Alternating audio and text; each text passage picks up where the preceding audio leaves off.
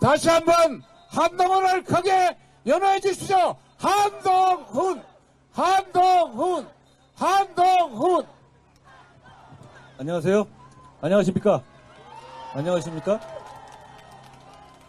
부천의 박성준과 김복덕과 하종대와 제가 부천에 왔습니다. 여러분, 국민의힘에 대해서 국민 여러분께서 만족하지 못하시는 부분이 많이 있다고 저는 생각합니다.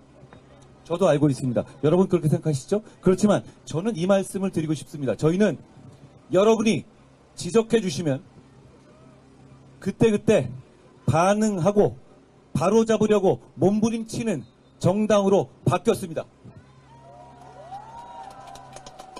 더불어민주당은 그렇지 않습니다. 저희는 여러분이 지적해 주시면, 여러분이 불편하시면 그때그때 반응할 거고 그때그때 여러분을 위해서 바뀔 겁니다. 저는 그게 우리 국민의힘의 정치라는 말씀을 드립니다. 여러분 부천의 시민 여러분, 혹시 지금 불안하거나 걱정됩니까? 걱정하지 마십시오. 우리가 이깁니다. 우리가 이깁니다. 여러분은 법을 지키면서 사는 선량한 시민들입니다. 여러분은 법을 지키면서 사는 선량한 시민들입니다. 그런 우리가 범죄자들 앞에서 기죽을 이유가 전혀 없습니다. 여러분, 저희가 여러분의 맨 앞에서 여러분을 위해서 싸울 겁니다. 그리고 이길 겁니다. 그리고 우리 정부나 우리 국민의 힘이 부족하다고 생각하시거나 불편하다고 생각하시는 거 있으시면 그냥 저에게 말해 주십시오. 제가 여러분의 뜻대로 다 바꿀 겁니다. 저는 평생 일하면서 남의 눈치 전혀 안 보고 살았고 앞으로도 그럴 겁니다. 단 여러분의 눈치만 보고 여러분이 어떻게 생각하시는지 여러분의 표정을 보고 여러분의 마음을 보고 그대로 정부와 여당의 정책에, 태도에, 말에 반영할 겁니다.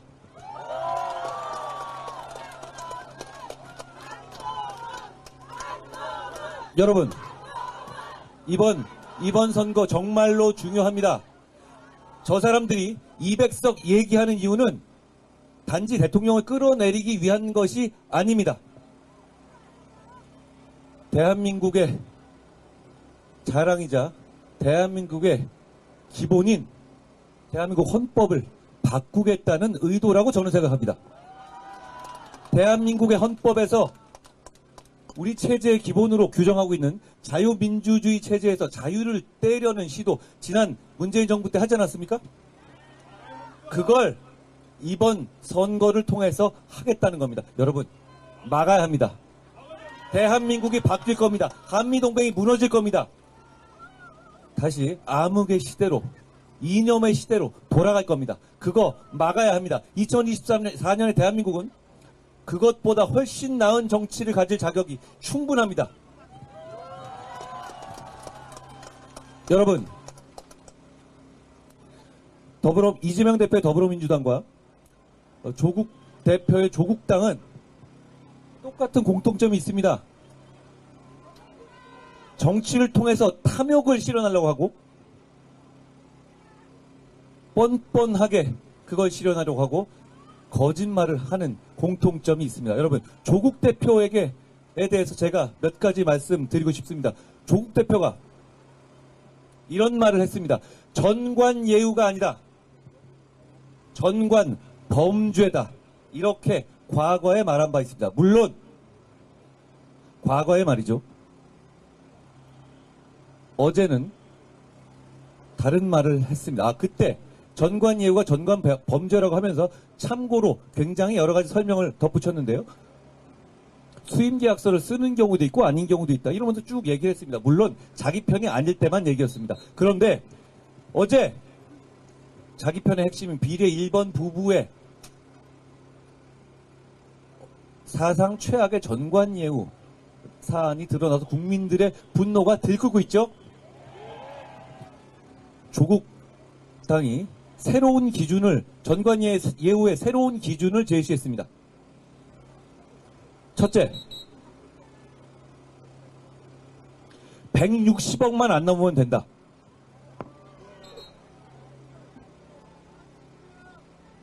둘째, 검사장 그만두고 얼마 있다가 한 건에 22억 땡기는 정도는 괜찮다. 여러분, 조국당의 정치의 전면으로 들어서면 이게 노멀이 될 겁니다. 평생을 검사로 살아본 저도 그런 숫자로 변호사비 땡긴다는 얘기는 듣도 보도 못했습니다. 그리고 그 돈은 다단계 피해자들의 피 같은 돈입니다. 여러분, 저는 예전부터 이렇게 생각했습니다. 한 명한테 100억을 뜯어내는 것보다 100명, 1000명, 10,000명한테 100만 원씩 뜯어내는 게 훨씬 더 나쁜 범죄라고 말입니다. 그건 서민을 무너뜨리는 것이고 사회를 무너뜨리는 것이기 때문입니다. 다단계 범죄가 바로 그런 겁니다. 다단계 사기는 살인입니다. 다단계 피해를 겪은 분들 중에서 스스로 목숨을 끊는 분들이 정말 많습니다. 그분들에게는 정말 폐지 주워서 모은 피 같은 돈이기 때문입니다. 그런 사기꾼 변호한답시고 그렇게 뜯은 돈 중에 22억을 나눠 가졌습니다. 그게 괜찮다는 게 조국의 말입니다.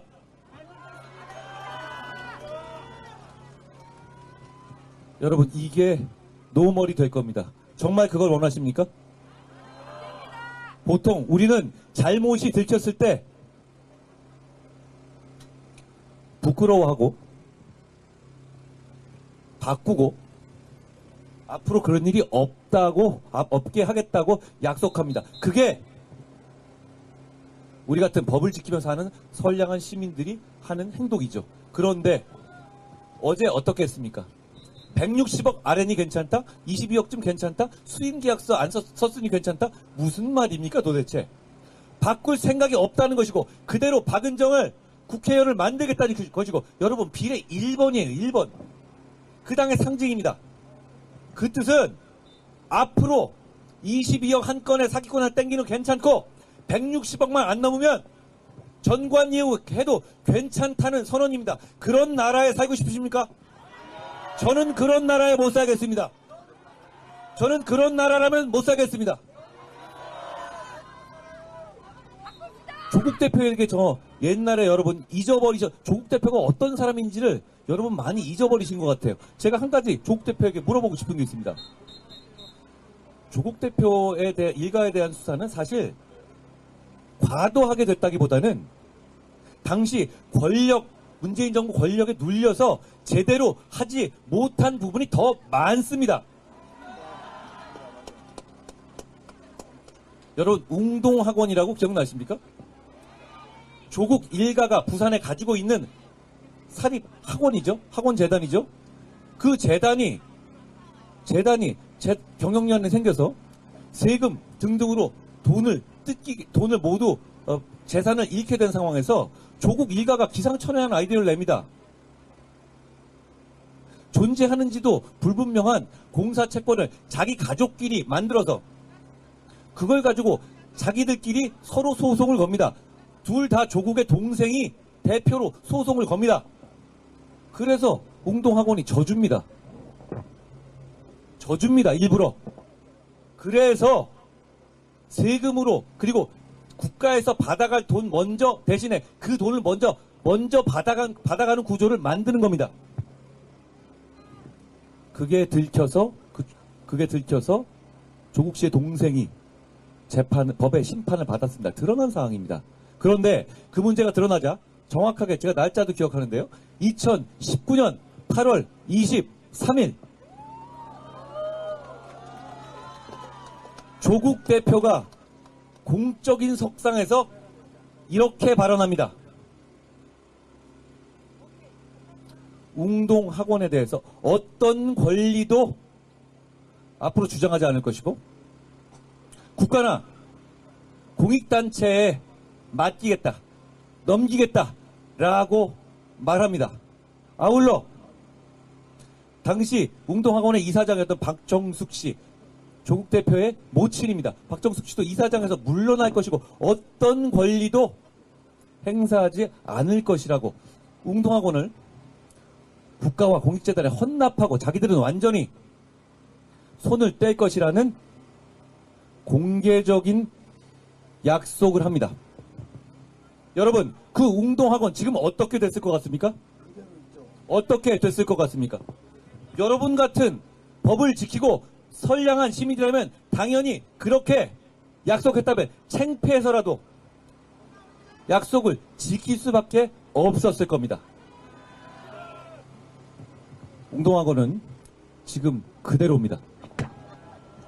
그리고 국회에서 국회의원과 언론에서 보도된 바에 따르면 캠코 등 관련 국가에서 웅동학원에 대해서 130억 원 가까운 채권을 가지고 있고 그거 웅동학원이 갚지 않고 있습니다.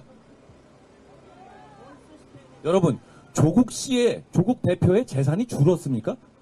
무슨 대단한 핍박을 받았다고 그러는데 재산이 줄었습니까? 그대로 50억이 넘는 자산가입니다. 저보다 많아요. 그런데 나라빚은 안 갚고 있습니다. 그냥 웅동학원이니까 법인과 다르니까 안 갚는다? 그래요. 그런 말 할 수 있다고 칩시다. 그런데 왜 웅동학원은 내놓지 않습니까? 약속하지 않았습니까? 2022년 7월 조국 대표의 모친 박정숙 씨가 다시 웅동학원 이사장에 5년 연임합니다. 2027년까지 웅동학원의 이사장은 계속하겠다는 결정이 이미 내려졌습니다. 조국 대표는 조국 땅을 만들어서 이 나라의 권력의 주류로 들어오겠다고 정치하겠다고 선언한 사람입니다. 그러면 그 약속을 왜 어겼는지, 왜 거짓말을 했는지, 왜 나라빚을 갚고 있지 않은지를 대답해야 합니다. 그것 없이 어떻게 정치 무대로 들어오겠다고 하는 겁니까?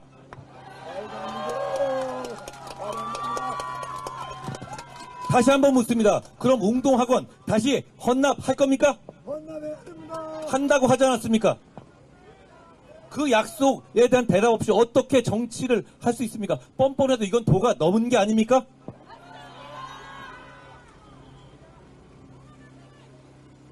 여러분, 양문석이라는 사람을 알고 있습니까? 양문석이라는 분 알고 계십니까? 제가 숫자에 강합니다. 아시죠? 5년 전에 연합뉴스 TV에서 이해찬 대표가 대표로 취임한 그랬던 것 같은데요. 민주당을 대변하기 위해서 양문석 후보가 출연합니다. 거기서 뭐라고 말하냐면 부동산 정책, 부동산을 잡기 위해서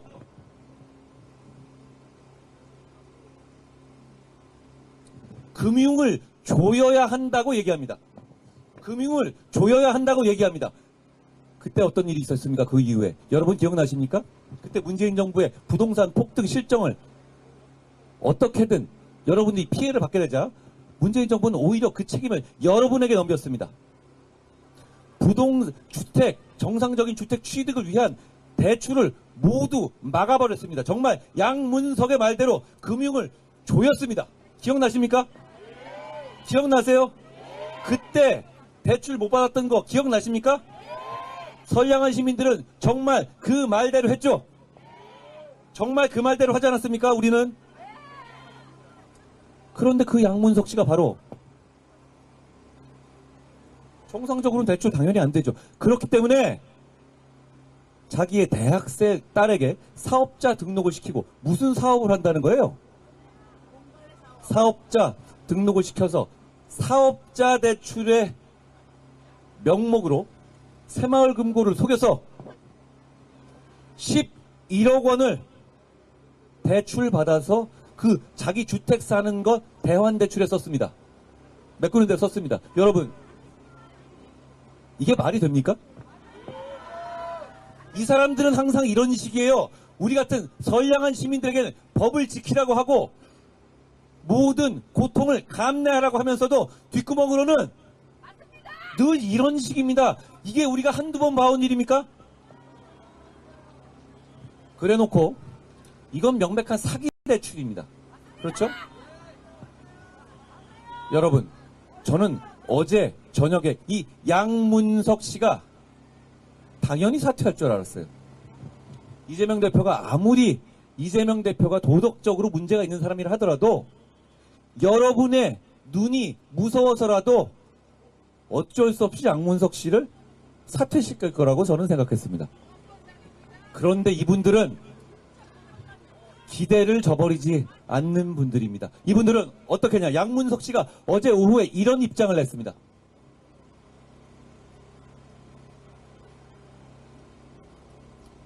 이자 아끼기 위해서 딸을 내세워서 그렇게 한 건 맞고 국민 눈높이에는 맞지 않대요. 자, 그럼 그 다음에 나올 말은 뭐죠? 그런데 더 열심히 국회로 가서 언론에게 복수하겠다고 합니다.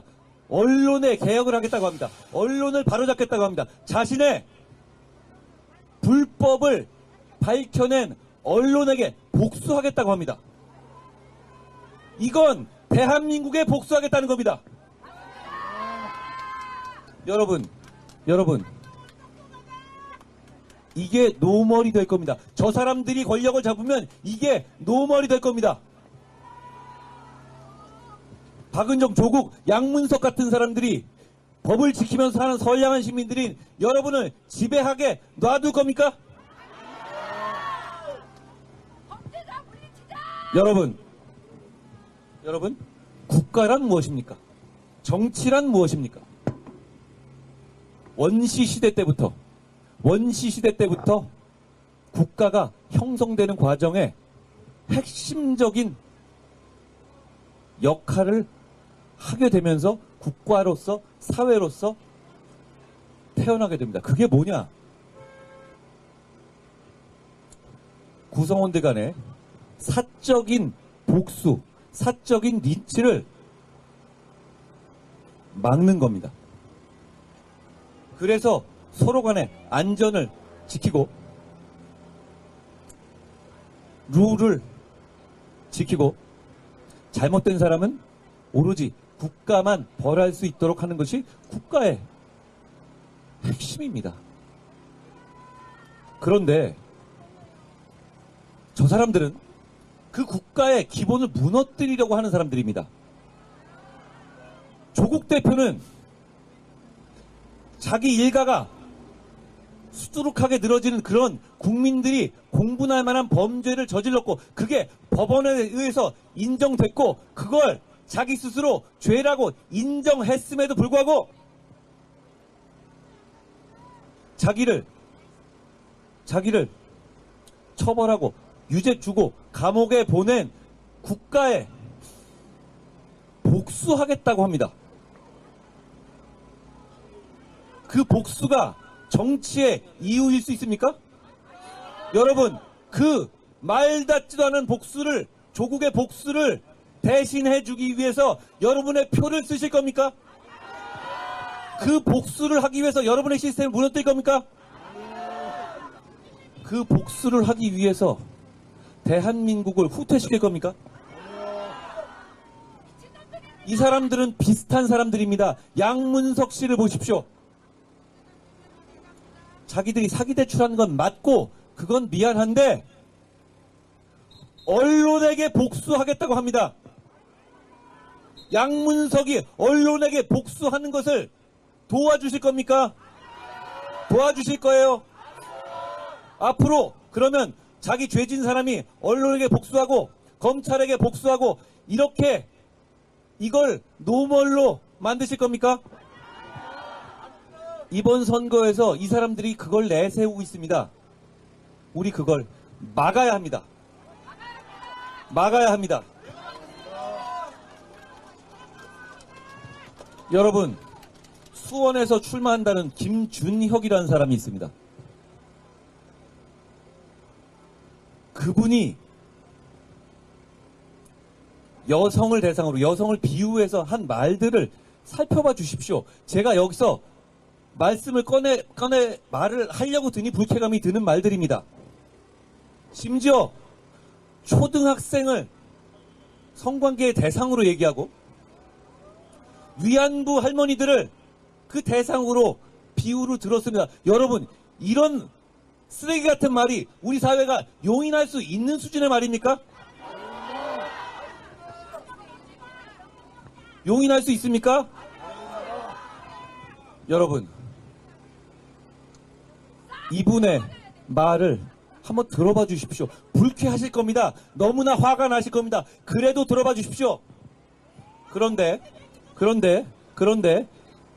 이재명 대표, 이분도 정리하지 않을 겁니다. 왜 그런지 아십니까? 자기는 더 하잖아요. 여러분, 대단히 불쾌하실 겁니다만, 대한민국을 위해서 김준혁과 이재명 대표가 여성을 대상으로 한 쓰레기 같은 말들을 들어봐 주십시오. 이재명 대표가 자기 형수에 대해서 한 말을 들어봐 주세요.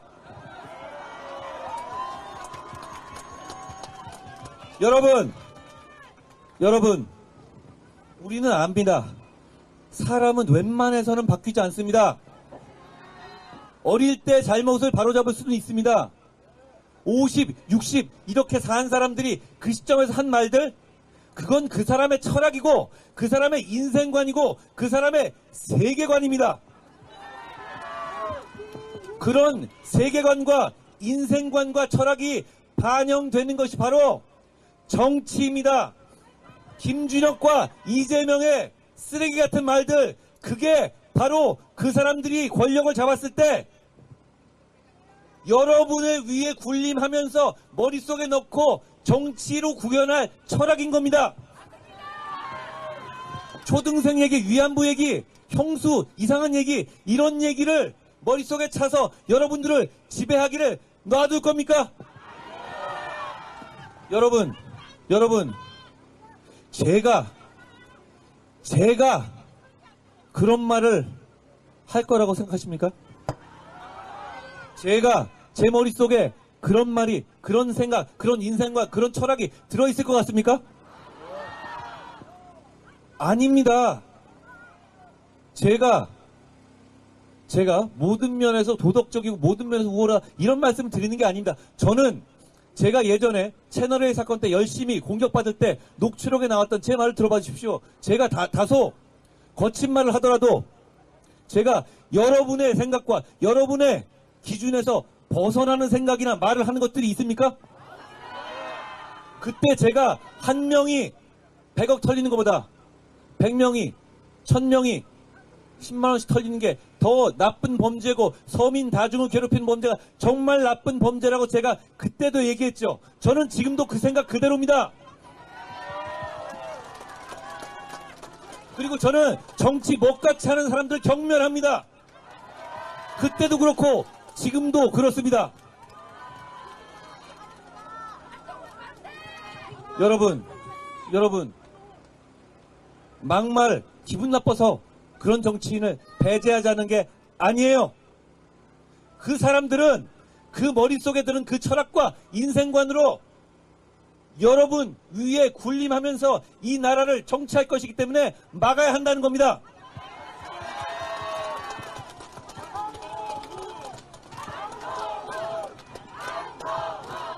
한동훈! 여러분, 제가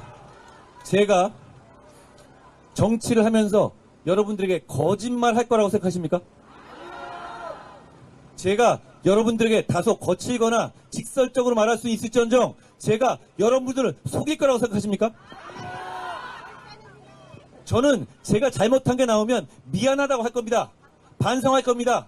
그리고 그게 여러분의 눈높이에 맞지 않는 수준으로 넘어선다면 정치 그만두고 내려올 겁니다. 그게 정상입니다. 그런데 저 사람들은 그러질 않아요. 소등생을 위안부를 끌어낸 성적인 비하를 해도 형수에게 이상한 욕을 해도 자기 약속을 재산을 헌납하겠다는 자기 약속을 거절해도 전관예우가 22억짜리가 나와도 그런 얘기를 안 합니다. 그냥 어차피 너네 우리 찍을 거잖아. 우린 마음대로 갈 거야. 이거 아닙니까? 이걸 우리 선량한 시민들이 보고 있어야 합니까? 저희가 맡겠습니다. 저희가 맡겠습니다. 여러분 비동의 간음죄를 10대 중요 공약에 민주당이 포함시켜 발표했습니다. 저는 성범죄 피해자를 옹호하기 위한 활동을 누구보다도 과격하고 강력하게 해온 사람이라고 자부합니다. 저보다 더 성범죄 피해자들을 보호하려 노력한 사람이 이 나라에 있습니까? 있으면 나와보십시오. 여러분, 그렇지만 비동의 간음죄를 지금 도입하는 것은, 민주당의 말처럼 도입하는 것은 억울한 피해자, 죄 짓지 않은 피해자를 양산할 수 있기 때문에 저는 강력하게 반대하는 것입니다.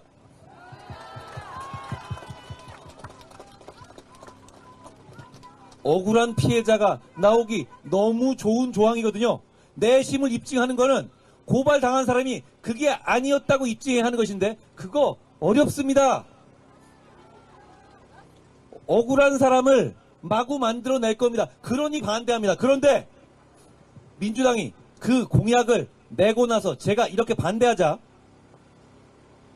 민주당이 이리저리 눈을 굴리다가 실무자의 실수라고 발표했습니다.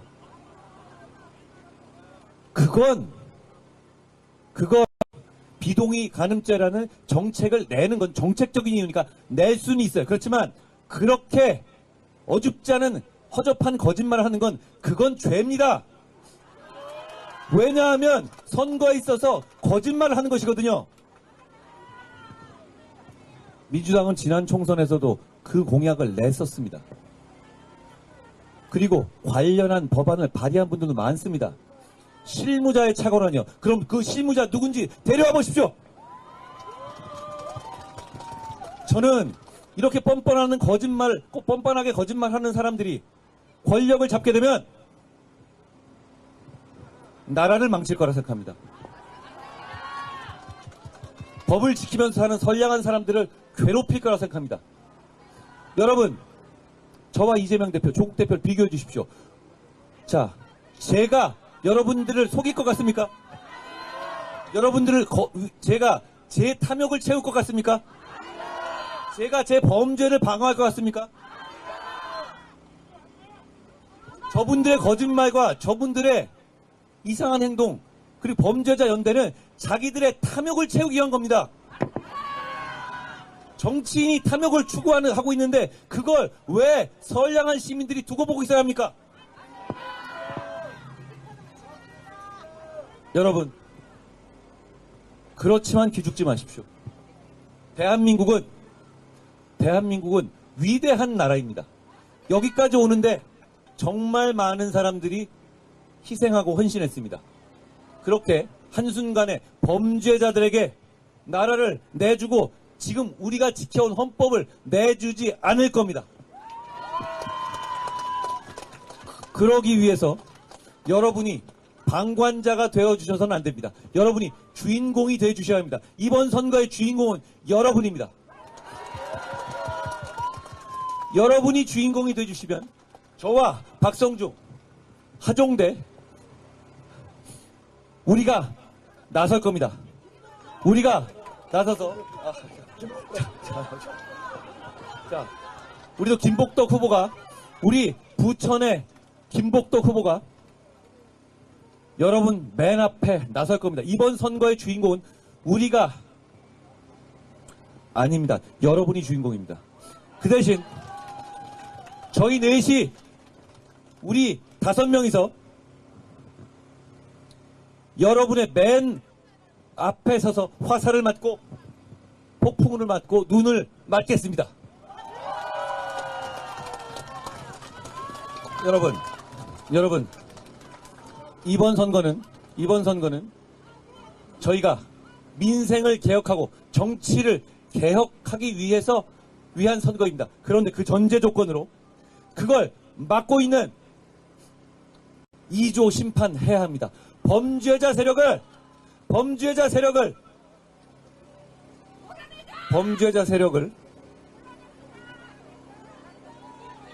정치판에서 치워버려야 합니다. 그렇기 때문에 2조 심판은, 범죄자 세력의 심판은 민생이고 정치 개혁입니다. 자, 범죄자 세력이라고 제가 말씀드렸죠. 조국, 이재명, 제가 말씀드린 사람뿐입니까? 그렇지 않아요.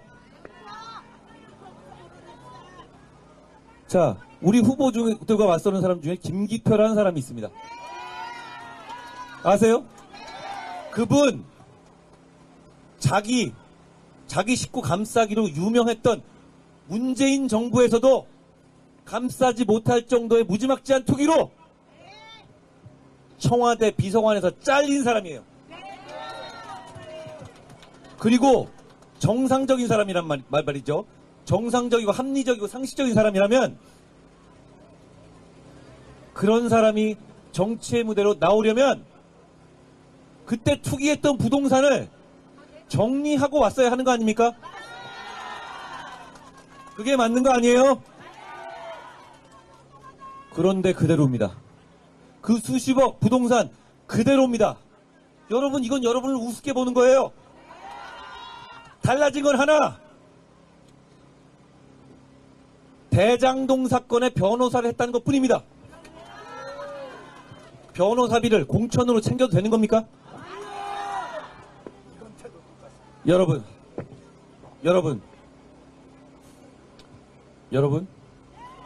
뻔뻔한 세력입니다. 거짓말하는 세력입니다. 범죄 세력입니다. 심판해야 합니다. 이런 거 너무 많아요. 제가 너무너무 많아서 지금 주마등같이 떠오르는데요. 여러분, 신장식이라는 사람 아세요? 조국당의 비례 몇 번째에 들어있는 사람 아닙니까? 그 사람 음주에 무면허 이렇게 돼 있죠. 그거는요, 한번 음주운전하고 이런 문제가 아니라 그냥 법을 지킬 생각이 없는 거예요. 법을 지키는 생각이 없는 사람들이 법을 만들러 권력을 달라고 한다? 그걸 허용하실 거예요? 여러분, 지금 특히 이 부천에는 그런 식으로 공천 대납 같은 공천으로 변호사비 대납받은 걸로 비판받는 사람이 한둘이 아닙니다.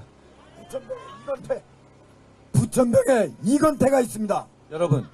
여러분, 이런 사람들이 여기 나와 있습니다. 부천 시민들을 모욕하는 겁니다. 표로 심판해야 합니다. 여러분, 전체 당 중에 한두 명만 그런 게 아니라 대표부터 아래까지 다 이렇잖아요. 여러분, 이 추운 날씨에 여기에 모여주신 여러분, 주위에 모르는 분들이 많을 텐데요. 서로 한번 얼굴 보십시오. 얼굴 봐주십시오. 우리 중에 그런 사람이 있습니까? 우리 중에 그렇게 범죄함이 줄줄 늘어놓고 사는 사람이 있어요? 대한민국에 그런 사람이 많지 않아요. 그런데 왜 그런 사람들끼리만 모여서 선량한 여러분을 지배하려 드는 겁니까? 그걸 막아야 합니다. 여러분, 다시 한번 돌아갑니다. 우리 국민의힘 부족합니다. 제가 반성합니다. 저 90일밖에 안 됐습니다만 제가 온 다음에 여러분들이 마음에 들지 않는다고 말씀하셨던 것들 제가 해결하지 않았습니까? 저는 제가 그런 과정에서 이익을 보든 손해를 보든 저는 그딴 거 생각하지 않습니다. 그런 거 생각하지 않고 살아왔고 앞으로도 그럴 겁니다. 오로지 여러분의 눈치만 볼 겁니다. 여러분, 저희 국민의힘과 정부가 맞득찮은 부분이 있다? 저한테 얘기해 주십시오. 제가 모든 걸 걸고 여러분을 위해서 해결할 겁니다. 저희에게 한 번 더 기회를 주십시오. 저는 이번이 처음 정치를 하는 거지만 이번에 저 사람들이 나라를 망치면 우리는 제대로 된 정치를 할 수 있는 기회가 없어질 겁니다. 여러분, 저희를 믿어주십시오. 저희는 정말 일하고 싶습니다. 그리고 여러분, 올해부터 저희가 바꿨습니다. 수개표 병행합니다. 걱정하시는 분들 많은 거 알고 있습니다. 저를 믿으세요. 제가 확실하게 관리할 겁니다. 그러니 사전투표든 본투표든 무조건 투표하십시오. 무조건 나가십시오. 안 나가면 범죄자들이 여러분을 지배하게 될 겁니다. 나가서 국민만 보고 찍으십시오. 여러분, 부천, 지금의 부천 만족하십니까? 만족하세요? 그런데 왜 계속 같은 당을 뽑고 계십니까? 박성중은 파이터입니다. 박성중은 국회에서 싸워야 할 때 싸웠고 이겨야 할 때 이길 줄 알았던 사람입니다. 여러분, 제가 여기 왜 나와 있습니까? 여러분이 저를 왜 불러내셨습니까? 저는 남들이 겁나서 싸우지 않을 때 몸 안 사리고 싸웠고, 그리고 어려울 때 이겼습니다. 여러분이 그래서 저를 불렀습니다. 그런데 박성중이 바로 지난 국회에서 그런 일을 했던 사람입니다. 박성중이 여러분을 위해서 싸울 겁니다. 여러분, 하종대를 아십니까? 하종대를 아십니까? 하종대는 자기 희생을 할 줄 아는 사람입니다. 정치인이 일생에 평생을 바쳐온, 준비해온 무대를 앞두고 자기 희생을 한다? 여러분, 그거 하나로 여러분을 위해서 일할 준비가 돼 있다는 것은 증명되는 겁니다. 하종대가 방송에서 했던 쾌도남과 같은 정치, 부천에서 시작하게 해주십시오.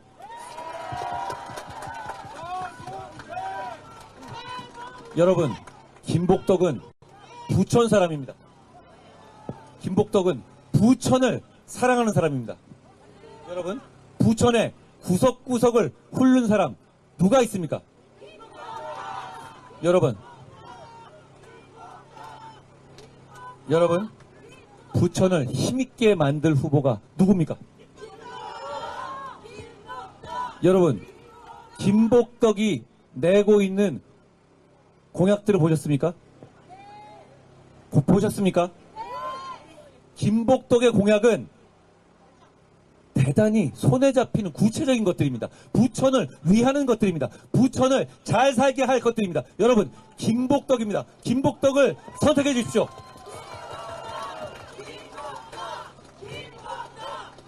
김복덕은 부천의 교통에 집중하고 있습니다. 부천의 교통이 김복덕의 공약대로 이루어지는 그림을 상상해봐 주십시오. 부천이 달라질 겁니다. 부천이 달라지면 경기가 달라질 겁니다. 경기가 달라지면 대한민국이 달라질 겁니다. 여러분,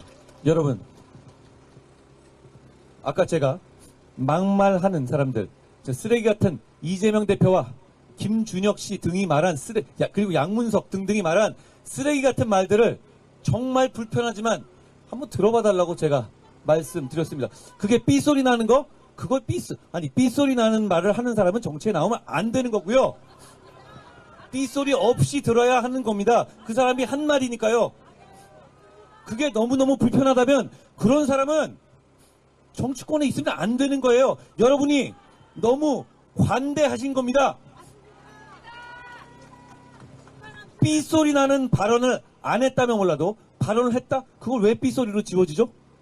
정말 지금의 자유로운 분위기에서도 삐소리로 처리돼야 될 말이라면 그런 말 하는 사람은 정치를 하면 안 되는 거예요. 그게 20대 때 한 말입니까? 30대 때 한 말이에요? 아니잖아요. 여러분, 사람은 다양합니다.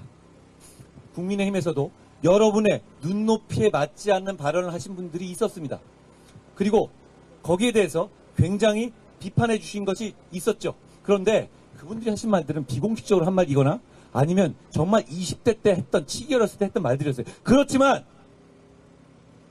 저는 당내외에서 저를 굉장히 비판하는 사람이 많고 저도 상처를 많이 받을 것이라는 걸 알면서도 여러분의 눈높이만 봤습니다. 여러분이 걱정하시는 것만 봤습니다. 그래서 뼈를 깎는 심정으로 정리했습니다. 여러분, 제 진심을 알아주십시오. 저는 국민의 눈높이만 봅니다. 여러분 지금 저와 이재명 대표, 조국 대표를 비교해달라고 말씀드렸죠? 저는 정리했습니다. 저 사람들은 어떠고 있습니까? 전혀 안 그러고 있죠. 말의 수위와 그 말을 했던 나이, 공식적인 석상현 여부를 봐주십시오. 저쪽이 훨씬 심하죠? 그런데 우리는 국민의 눈치를 보고 정리했습니다. 저쪽은 그냥 어차피 너네 우리 찍을 거잖아. 그냥 잔말만 묻고 찍어. 이거 아닙니까? 그런 건방진 정치 심판해야 되지 않겠습니까? 여러분, 저와 그런 면에서 저와 이 조국이나 이재명 대표 이 차이가 별거 아닌 것 같습니까? 국민의 눈높이에 반응하고 반성하고 바로잡는 것과 국민이 뭐라 하든 지지층만 믿고 밀어붙이는 것, 이거 저는 정치의 면에서 본질적인 차이라고 생각합니다. 그 본질적인 차이를 이번 총선에서 봐주십시오. 여러분, 부천의 시민 여러분, 오늘 만나뵈서 참 좋았습니다. 고맙습니다.